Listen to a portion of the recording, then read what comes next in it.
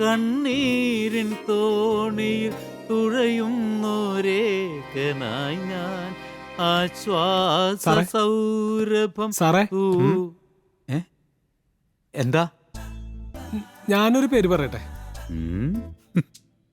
ഒരു ചോരത്തുടിപ്പുള്ള പേരല്ലേ വേണ്ടേ? ആ പറ. രക്തം ചിന്തിയ ചോര. അതൊന്നും പോരെ മോനെ, അല്പ കനവൊക്കെ വേണ്ടേ? അന്ന് വേറൊരെണ്ണം പറയട്ടെ. ചോരയിൽ കുതിർന്ന പാറ.